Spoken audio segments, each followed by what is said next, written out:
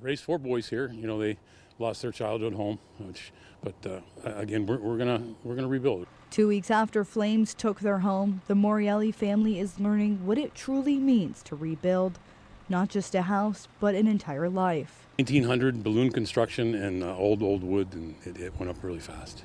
12 fire trucks from 8 different fire departments came to battle the flames. They ended up having to come back later in the night to extinguish that fire that smoldered for 4 days. Guy Morelli, the homeowner, shares that some of what was lost can never be replaced. Among the ashes were the remains of his mother, his best friend, and his father-in-law. Memories and pieces of his past that he says are irreplaceable. I've been through quite a bit.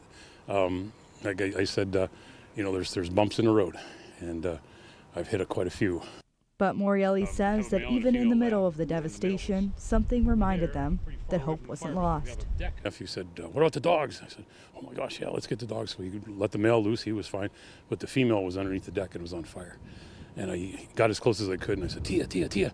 And she wouldn't come out. I'm like, oh no, oh no.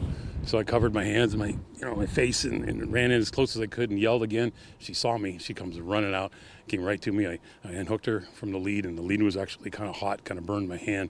And she got out, and she ran right to the pond and just jumped right in. Both the family's 2 labs and their cat survived the fire without a single injury.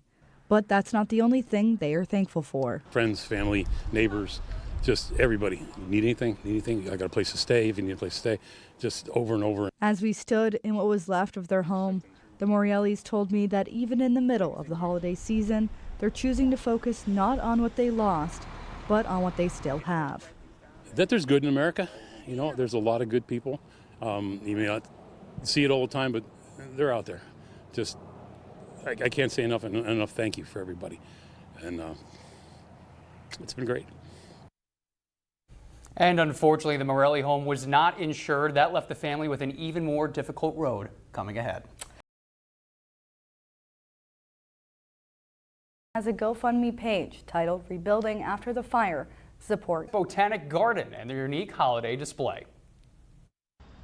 Opening on Thanksgiving Day, the U.S. Botanic Garden will display some of their traditional holiday items. We got about 3,000 poinsettias, over 20